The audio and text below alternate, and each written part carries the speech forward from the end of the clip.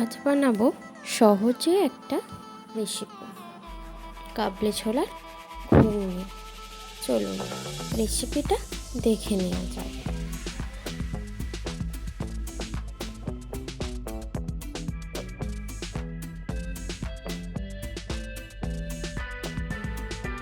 কড়াই তেল গরম হয়ে গেছে, এর মধ্যে দিয়ে দেবো 1 চা চামচের মতো জিরে দেওয়ার পর আমি আগে থেকে কেটে রেখেছিলাম আলুগুলো দিয়ে দেবো। আমি 5টা মতো আলু দিয়েছি, মাঝারি সাইজে। এতে দিয়ে দেবো লবণ আর 1 চা চামচ হলুদ দিয়ে ভালো করে লাল করে ভেজে নেব।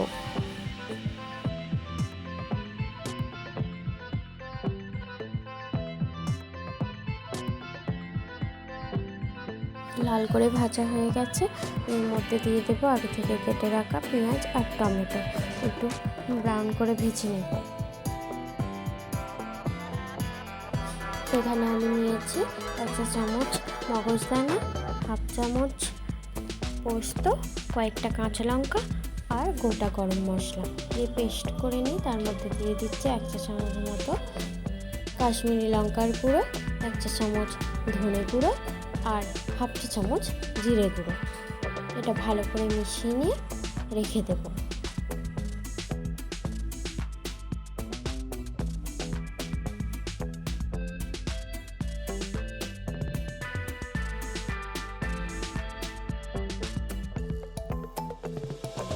মগজদানা, পোস্ত আর গোটা গরম মশলা এটা ভালো করে কষিয়ে নিয়ে দিয়ে দেবো 1 চা চামচের মতো চিনি, স্বাদটাকে ঠিক করার জন্য। আমি এখানে কড়াই আগে থেকে সিদ্ধ করে রেখেছি।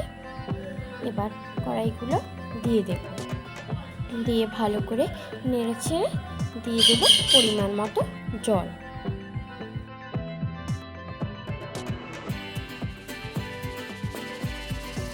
এটা আমি আর চাপা দেব না, কারণ কড়াই আগে থেকেই আমি সিদ্ধ করে রেখেছিলাম।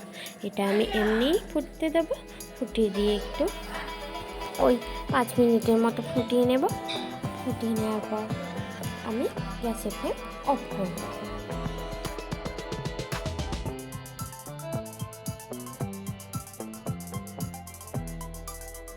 এখানে আমার ঘুগনি রেডি হয়ে গেছে। আমি একটা পাত্রে ঢেলে নিয়েছি। এবার রুটি, লুচি, পরোটার সঙ্গে খান আর খেয়ে বলুন, বাহ কি স্বাদ।